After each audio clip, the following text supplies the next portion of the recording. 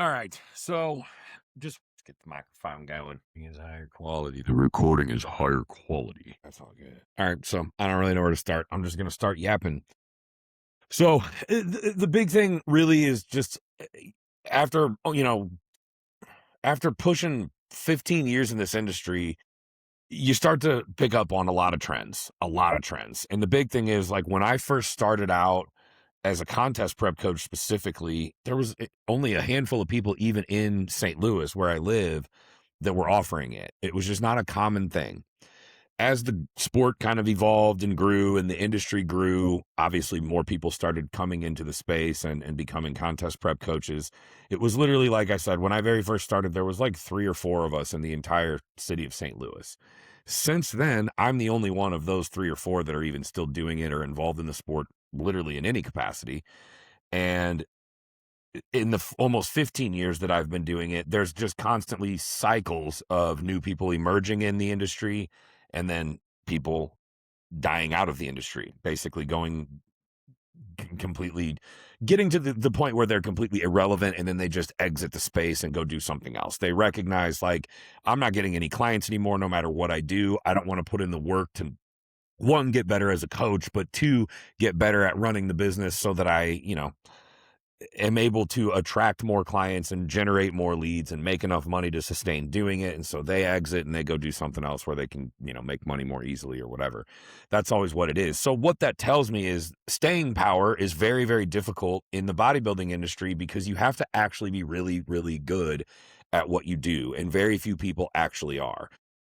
The truth of the matter is, when you don't really know what you're doing yet and you're new to the sport, the concept of coaching is a really attractive thing. One, because it just seems like a cool job. You get to work for yourself. You know, you get a little bit of clout in the industry. Like, if you have the knowledge necessary to get people on stage and have them look good and win shows and stuff like that, that's like a really rewarding thing. And I think you get a lot of recognition for it, and people are very attracted to that recognition. That's like what social media is just a way for people to get recognition constantly. Um, and so it's like a cool job that comes with a lot of clout. They assume that there's quite a bit of money to be made in it, because the outliers in the industry do make a lot of money, like a shitload of money. The average person in the industry makes very little money, like hardly enough to actually sustain an average lifestyle in America. But again, because you see those outliers and they're making really good money, they're like, oh shit, if they can do it, I can do it. It's just bodybuilding. My coach gave me a diet and I followed it and did well. Therefore, I can obviously just duplicate that with a bunch of people. That's kind of the perception. And then the big thing is that they just assume that it's like kind of an easy job as well. Um, so people get into coaching, and then they kind of, within the first few years, recognize that this is really not what I thought it was. The recognition becomes a lot less relevant to you the older you get. It's really not that exciting anymore. It's not what you should be doing it for in the first place, obviously. 2, you start to notice that what you thought you knew, like back when you thought you knew everything, if you're not familiar with the Dunning-Kruger effect, this is what I'm talking about. Just Google that and you'll understand. In the very beginning, you're extremely confident in your knowledge of what you're doing and the things that you're deploying and implementing. You think you fucking know everything. And then very quickly you start to recognize, like, as you learn more and more and more, you start to recognize that, like, oh shit, I don't know anything. I don't know nearly as much as I thought I did. And in order to keep up with the market standard, if I want to be one of those outlier coaches that makes a lot of money and does really well and gets a lot of clout and recognition, I got to learn a lot more stuff.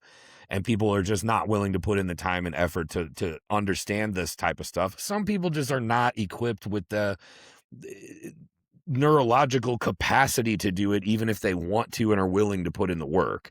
Like, you actually just have to be like an intelligent person, right? That doesn't get talked about nearly enough. Like, what's the biggest priority? Like, to be a great coach, what's the number one attribute? People are going to say all kinds of different things, but the answer is intellect, general intellect. And like, a good portion of the people that are trying to do it just don't have that. And if you don't have that, none of the other stuff is really going to get you very far. So there's that component. There's a lot of different components of it. The problem is marketing is it's social media. Everyone's on social media all day long. It's all there. It's all in your face. The way the algorithm is set up right now, it's very easy to be in front of a lot of people. So there's a lot of people who've learned how to do the marketing, because that's a little bit easier than everything else, I would say. Not that I'm the best at it. I'm actually not very good at it. I need to be much better at it. But learning how to do that's easier. And there tends to be a quicker, immediate reward from it, money-wise. And so that's what you get, is you get a bunch of people who are getting better and better and better at marketing, but they're still shit coaches. And so best case scenario, you get people who end up doing fairly well, see a little bit of success, make a little bit of money on the back of the marketing that they're doing, but they can't retain clients because they're just not that good at coaching. And the problem is, because the marketing is good, it's very difficult for the consumer, the athletes, the competitors, the clients, to distinguish who's good and who's not, right? So tons and tons of coaches that are, what I would call like Walmart coaches or cookie cutter, run-of-the-mill status quo coaches are getting, clients. And because they don't have anything to compare that to, if they're new to the sport, they kind of just assume like this is what coaching is. And sometimes that burns people, and they just have such a bad experience that they exit the sport. And it's like, again, me being in the position of a guy who's been in the industry a very, very long time, basically since like the inception of, social media, at least as we know it today, and have seen all of the trends come and go, and all of the different rounds of people who've entered the space, exited the space, new people entered and exited. They all position yourself as competition to you. They all want to compare themselves to me, and they all want to put themselves in the same room as me and assume that they're as good or better than me. And then, like I said, like 3-4 years later, they're like selling insurance or whatever. And people ask me, like, what's the differentiator? The differentiator is knowledge and the ability to apply that knowledge to individuals. And it's a very, very difficult thing to portray from a marketing perspective, social media perspective. It's a very difficult thing to do. Because it's not as obvious as just transformations. I have a million transformations. Even the bad coaches have a lot of transformations, good transformations. Because at the end of the day, a transformation can be incredibly misleading. A transformation photo or video or whatever, if it's just a sample size of 3-4 months and you just slammed that person with a bunch of gear, or I won't even go down that road. Let's just eliminate that. Let's say they're natural, and you just put that person on 900 calories a day, chicken, broccoli, rice, repeat, Stairmaster, repeat, tons and tons of cardio, 5 or 6 day a week, high volume, training split, which is basically the formula for like 99% of coaches. I just told you, chicken, rice, treadmill or Stairmaster, 5-6 days a week, high volume. And then generally speaking, when that stuff starts to run its course, it's up the doses. Again, I won't even mention all that. You're going to get results with that. Either way, that's the thing. If you can get somebody to follow a protocol like that, you're going to get results. That's why most people do it, is because it's guaranteed. If you just eat this low amount of calories from chicken and rice, it's very predictable. And if you go do a ton of cardio, you have to lose fat because you're just expending so much energy. And if you train doing 7, 8, 9 different exercises per workout 5 to 6 times a week, and all this different volume that I'm throwing at you, like, it has to elicit a response. It has to. And the answer, and the fact of the matter is, it does. Like, it is going to elicit a response. And the more genetically gifted that client is, the bigger that response is going to be. Even if they're not very genetically gifted, you're going to get a response, and you can get a before and after photo, right? Like, you can get your transformation and post it, and then people see that and don't know what went on behind the scenes, that person's psychological state, stress levels, sleep quality, appetite, how much they really had to jam a square peg through a round hole to make that short window of a transformation actually happen. They also don't know how much better could that transformation have been if things were done differently. So again, you can see how this stuff becomes really misleading. And so when I compare what I'm doing to what the rest of the market is doing, and don't get me wrong, I'm not trying to position myself as the only good coach. That's not at all what I'm saying. However, vast majority of the industry, it's very easy to observe what they're doing. I just told you, like, if you guys want a rundown of what 90% of coaches are doing, they're going to give you chicken, broccoli, rice, Stairmaster or treadmill, 5 to 6 days a week, high volume, period. That's what you're going to do. The chances are you're probably already doing some version of that. Sans the diet, you're probably doing everything else, or at least you know that you're going to be doing those things if you're dieting for prep. And the fact of the matter is, you just have somebody holding your hand and holding you accountable, or at least we hope. A lot of times you don't even get responses from these people. But again, I'm not even going to go down that road. I think people have gotten a little bit better about that because too many people have been exposed. Then you factor in, like, how is it being delivered? Like, what does the fulfillment look like? Are you getting a Microsoft Excel spreadsheet? Nothing wrong with that. Like, that works if that works for you. But if there's ways to make the process more efficient, I think coaches should be doing it, because it's going to get you better results. It's going to get your client better results. You're going to get better retention of clients and way more referrals from those clients. So either way, but when people ask me to kind of compare what I'm doing to what the rest of the industry is doing, in private conversations, it's really easy to portray. It's very simple. Granted, it's also very in-depth. There's a million different components of it. Like, you kind of have to just try it to understand there's a big, big difference. There's a really big difference. The chicken and rice coaches are going to be a thing of the past. Like, eventually this is going to get exposed, and people are going to they're going to hire 4 straight coaches that all give them the exact same thing, because that's kind of what most of the coaching industry is. And they're going to start to recognize, like, dude, I already know what all these coaches are doing and what they're going to say. I don't even need a coach at this point. Or they're going to hire somebody who goes further in depth.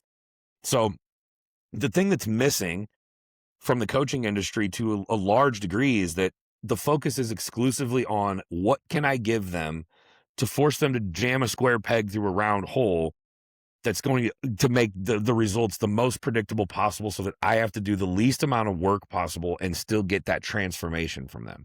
That's generally been the approach. That's generally the approach in the industry. That's not the case for me at all. Like, I look at things far further in depth than that. Like, I take into consideration the individual's circumstances. Does this person travel a lot? Does this person expend a lot of energy to do the work that they do on a daily basis? Do they have a family? Do they have kids? Do they have lots of obligations and scheduling conflicts or an unpredictable daily schedule?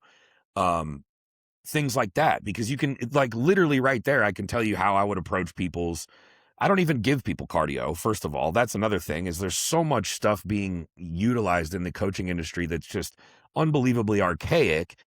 It's just that nobody knows it's archaic because nobody will deviate from it. It's just what everyone has always done, and therefore coaches are unwilling to deviate from the standard procedure that everyone's used since the beginning of time.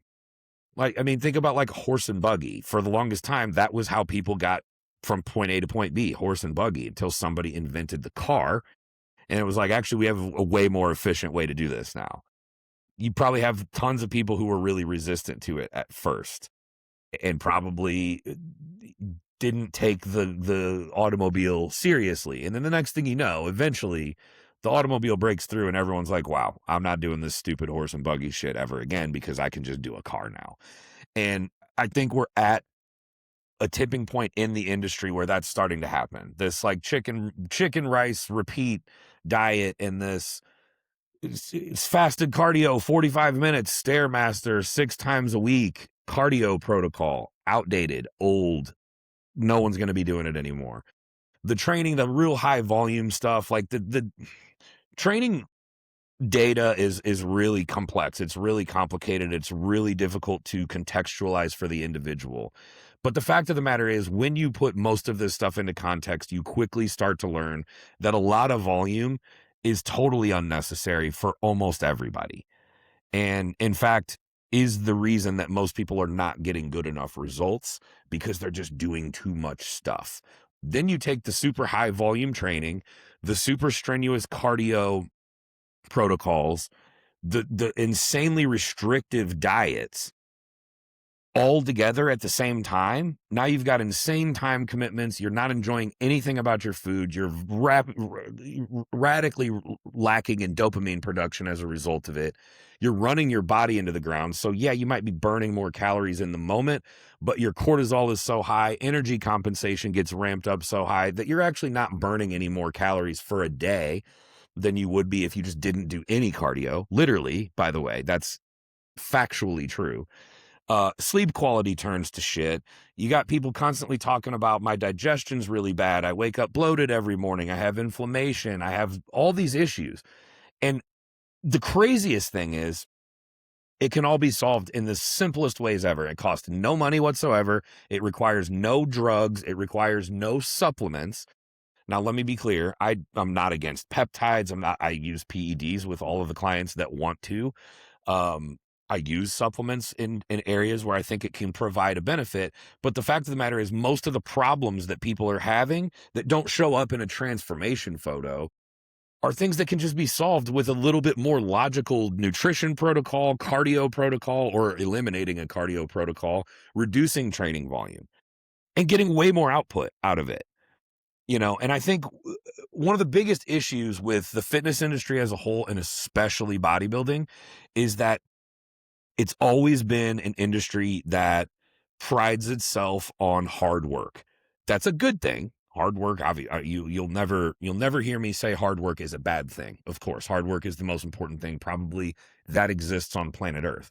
However, if that's your only focus, what tends to happen and what is happening and has always been happening, and especially in bodybuilding, but in fitness in general, is people are doing too much work allocated to a bunch of areas that actually aren't beneficial at all. The analogy I use all the time is you got a bunch of people working 80 hours a week to get paid for 40. And they take pride in the hard work. People love to be victimized by the amount of work that they do. And if all that work is paying off to the highest degree possible, I'm all for it. I'll work 24 hours a fucking day if it's going to give me that much more output. But that's not how it works ever in any industry, by the way. Right? That's not how it works. Think about like studying for a test. This was something I recognized all the way back in like high school and college. You'd have the friends that were the big overachievers that would pull all-nighters studying for an exam. And I would always be like, but you're not even sleeping? And if you're not sleeping, you're not going to retain hardly any of that shit. And so you spent a bunch of time studying for that test, but you're not able to retain any of that information because you got no sleep. I'm going to study a fraction of the amount of time as you, and I'm going to get my 8 hours of sleep before my test. And despite the fact that you worked infinitely harder than me, I'm probably going to get a better grade than you. It's the same way with fitness. Like everyone wants to pride themselves on my hour of fasted cardio first thing in the morning at 5 a.m. before everyone else was even awake, and eating nothing but chicken and broccoli for 16 straight weeks, and training 7 days a week, 2-a-days, or 6 days a week with all this volume. And I puked after every leg day, and I was chronically sore from one leg day to the next. And every time I sat down on the toilet, I had to, like slowly lower myself down. Otherwise I was going to fall because I couldn't hold myself up because I was so sore. It's like people love to brag about that stuff. People love to take pride in all that stuff. Almost all of that stuff I look at and I'm like, that's an idiotic way to do it. That's because you are doing it that way. You are sacrificing results on the back end. And the only argument anyone ever has is, but look at my results. How can you argue with my results? Or even worse, and probably even more common, they point to an elite pro bodybuilder, a genetically completely unrealistic version of what we're talking about. Someone who's an unbelievable hyper responder to training, unbelievable hyper responder to nutrition, unbelievable hyper responder to drugs that they're still probably using far more than you. And so everything those guys do works. So if they're training the same way you are and doing cardio and nutrition the same way you are and getting really incredible results, of course, I'm not surprised. They probably could have gotten away with doing a fraction of it and gotten just as good, in some cases, probably many cases, better results, but their results are so good that you can't argue with them because they're the best in the world anyway, right? So that's why, like, my content is never really targeted at the genetic elite. Does it apply to them? Of course. Like, most of the genetic elite are doing things that I would call far below optimal, but because they're so genetically elite, it doesn't really matter. And so me trying to get through to them in my content, it's not even worth my time. Would I love to take those people as clients and prove to them that what I'm doing would work better than what they're doing? Yes, of course. Not for my ego, because I want to benefit them, and I think it'd be great for me as well.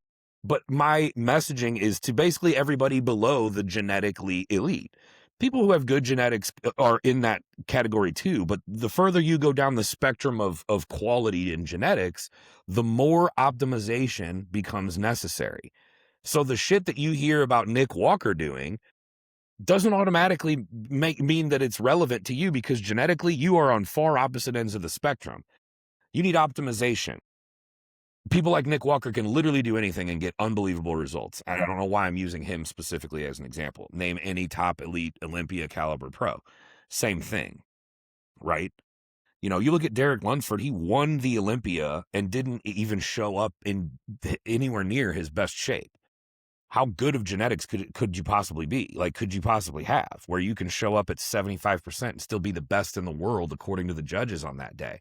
Tell me that he really needs optimization. No, none of these guys need optimization. Stop looking at them and doing what they do, monkey see, monkey do, typical bodybuilding shit, because doing what they do is irrelevant. Everything they do works. So it's misleading. Just because it works for them does not mean that it will work for you. And 9 out of 10 times, it definitely will not work for you. Or if it will, when I say work, you'll get results, but results that are leaving tons and tons of progress on the table. And again, that's just a message that's very difficult to get across, because, I have my own personal anecdotes, and I can tell you, like, doing a fraction of the work is going to elicit as good or better results. And the work that you are doing, you actually have so much more in the tank that you can actually work harder. So if anyone wants to claim that I'm just trying to find shortcuts and do this the easy way, I'm sorry, that's not the case at all. The fact of the matter is, we only have so much energy output available as human beings, right? And so if you're trying to dedicate 100% effort to these like stringent cardio protocols and these high volume training protocols, guess what? You're giving like 50% to each if you're doing everything at full capacity.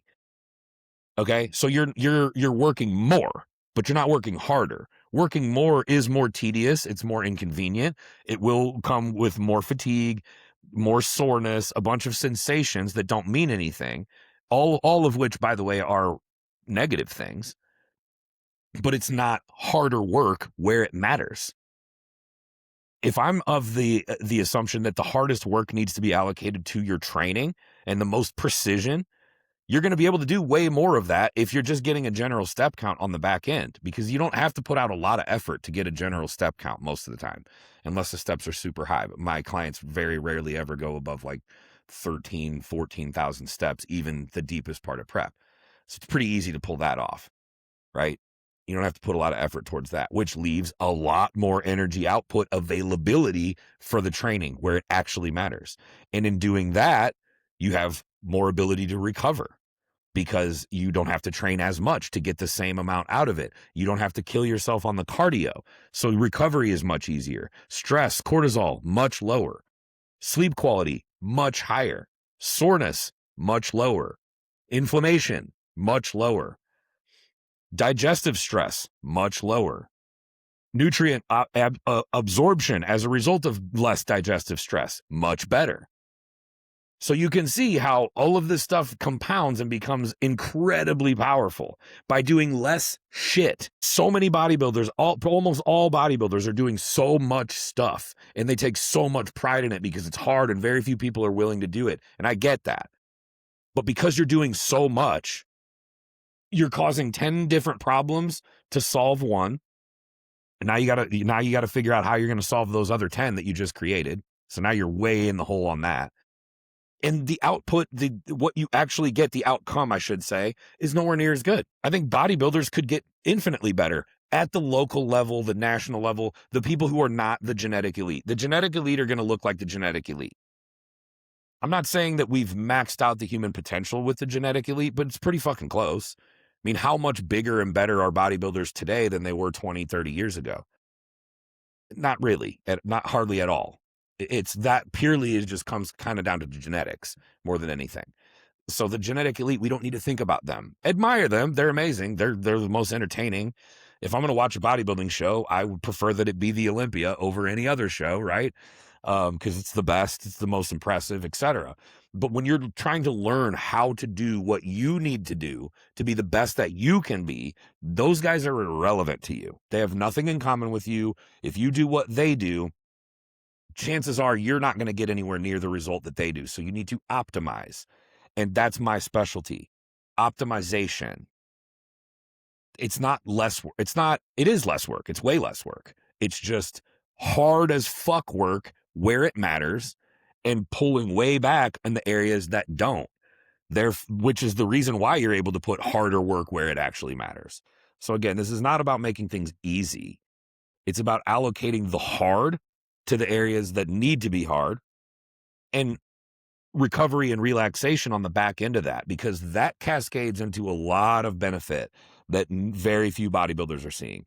90% of probably above 90% of bodybuilders of any category, male, female, anything from fit model all the way up to men's open bodybuilding, a lot of people are just running themselves into the ground and causing all kinds of issues that are underlying that, again, don't show up.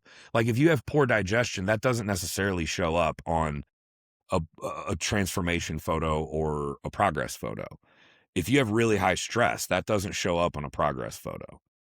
Stress, both neurological, emotional, physical, etc. There's various different types of stress that people are putting themselves under that aren't benefiting them. Lack of sleep is not going to show up on a transformation photo, etc. Indirectly, it does, and that's what most people are doing there. And again, here's the coaching workaround. The general coaching workaround, when people have exhausted everything that they can do. I've got you in a calorie deficit with your chicken and rice diet.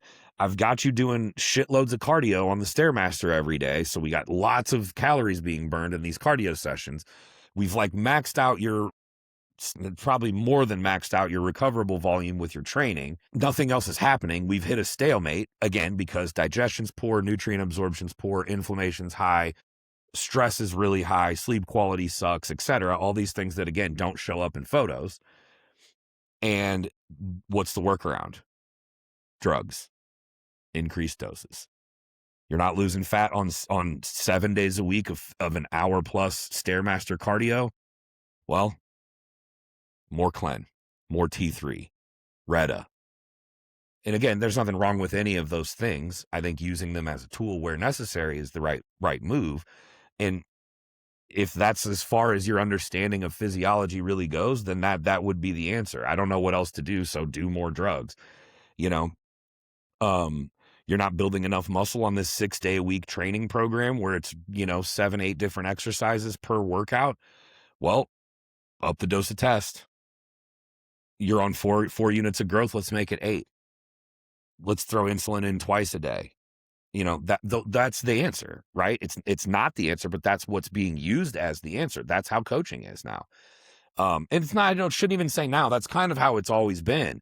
But after years in the industry and tons of self-education, experience, learning from that experience, tracking things, keeping data on it, talking to clients beyond just what's your weight this week and what do your pictures look like this week, you start to learn that there's a lot more that you could be doing to elicit results. And the fucking craziest part about it is 9 out of 10 times the answer is do less of something.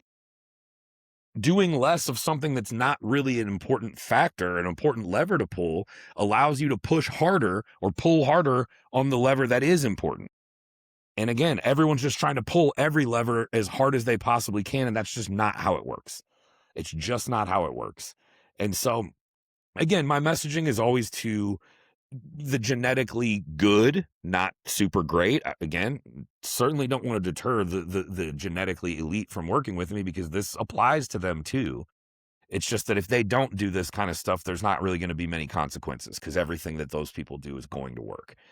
But people with good genetics and anything below, anything, and I mean literally anything below, lifestyle, I work with some people with, type 2 diabetes or PCOS or both, that are morbidly obese, that are just need to prevent themselves from fucking dying, essentially.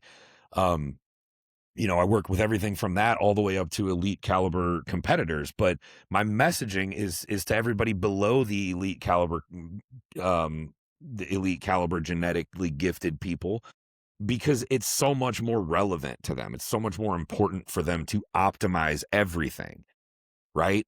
And to be clear, you can't get everything perfect. That's a misnomer. That's not a thing. We don't live in a perfect world. You can't get everything perfect all the time. But the objective is to get as many things perfect as you can. And in order to do things perfectly, you're going to have to do some things a lot less. And it's going to benefit you substantially more to do a lot less of some of those things. So, yeah, and it literally, like, probably the most underrated component of it, I haven't even talked about yet. The most underrated component of it all is food item selection. I'm a very big believer, I shouldn't even say a believer. Thermodynamics is a non-negotiable. We're all familiar with Albert Einstein. Albert Einstein, despite his best efforts, is of course not able to disprove thermodynamics. Calories in versus calories out, whether you want it to exist or not, totally exist. I'm a firm believer in that. Any foods that you can eat, so long as they fit within the macros and the calories that you need to get the results that you want, are going to elicit that result. However, stuff on the back end can be affected to where your energy calorie output is diminished. And that's where people are missing the boat.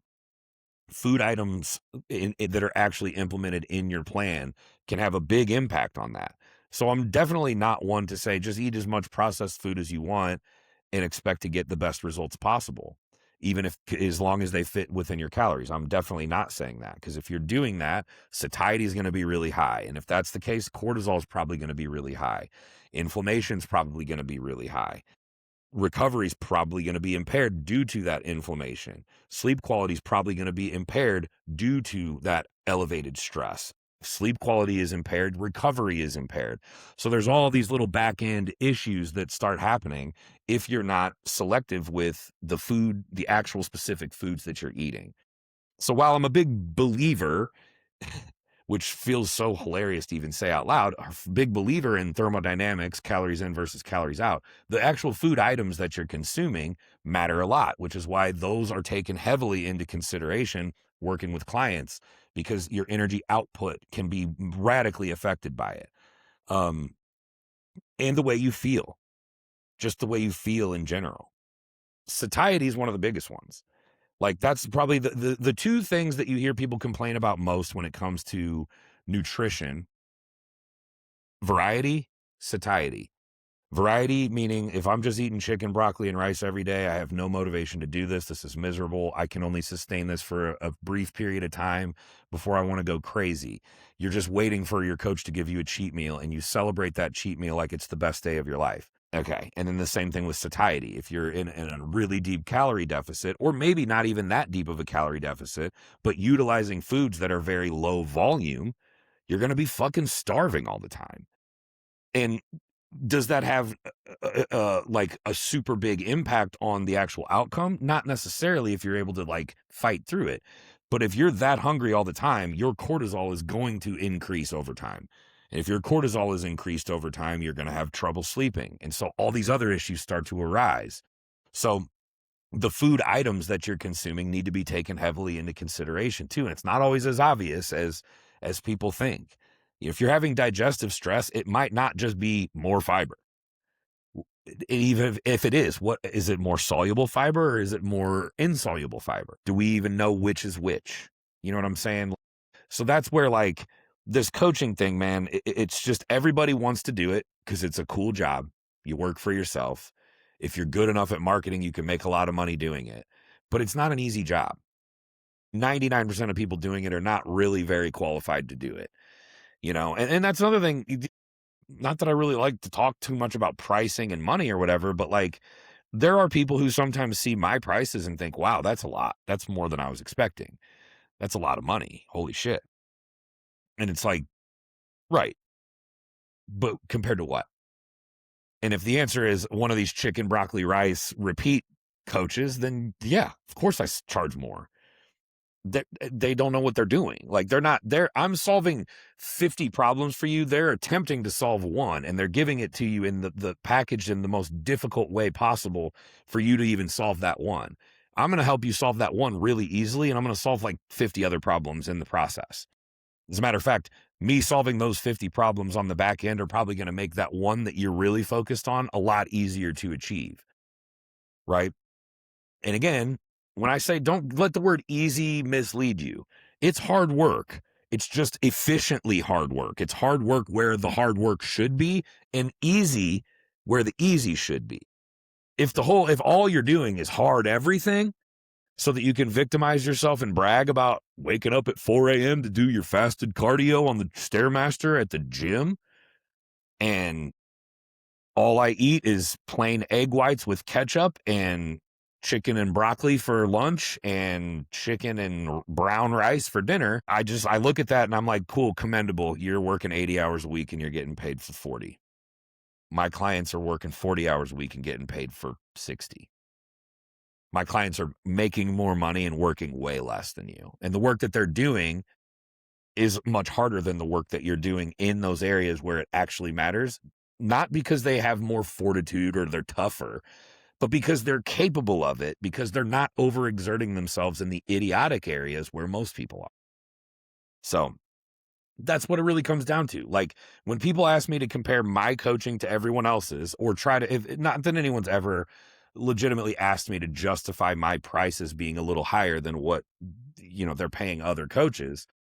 But if they were, that would be my answer. Is, I'm going to more efficiently get you the results that you want. It's going to be a much more enjoyable process. The results are actually going to be better, despite the fact that you will have to do less shit.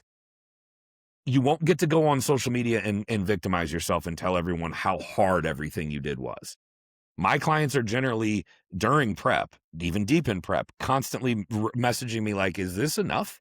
Are you sure? Like, I just feel like I feel like I should feel worse right now.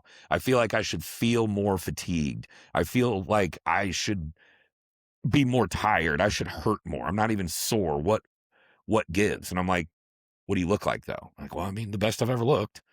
I'm like, okay, then we're good. That's the point, right? The point is not to be the hardest worker in the room.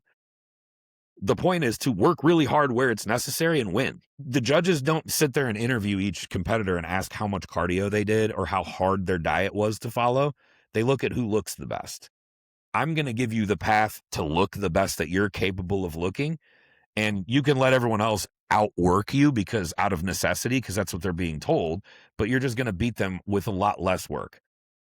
And that's, again, not to say that your work's still going to be harder than theirs, because you're capable of doing the hard work, because we're not wasting energy on dumb shit. And by the way, the reason everyone of these coaches are prescribing hard work on the dumb shit is because that's what they did. And they don't want to come to terms with the fact that I did a bunch of useless work that I didn't need to do. They don't want to come to terms with, I could have actually had better results if I would have done things differently back then. And then the other thing is, they're afraid of criticism from the coaches who already do that stuff. So in other words, what you get is an entire industry full of coaches that are all doing the same things and all comparing themselves to each other and all getting relatively similar results based on the genetics and the adherence of those clients. But the biggest thing is they're relying on extreme adherence to extremely difficult plans. And we know how humans are. 9 out of 10, if it's an extremely difficult plan, the adherence is probably going to be low. So all I'm doing is creating a system that makes adherence really high, because it's not hard to adhere to it. You get to do really, really fucking hard work on the important stuff. And then you get to relax on the stuff that is actually going to benefit you if you just relax on it, which will make the hard work possible. So that's the efficiency model. Like, that's just how it is. Like, that's the simplicity that this actually can be. We've watched bodybuilders for decades and decades just overwork themselves for results that actually would have been better had they done less. Again, doesn't mean that the work that they would have had to do would have been any easier. It's just that the work would be efficient because it's being done in the right areas. So yeah, that's kind of my 2 cents with it all. So anyway, I guess that's really all I got for today. I just wanted to get on my soapbox a little bit on that specific topic, and that's pretty much it. So thank you guys for tuning in.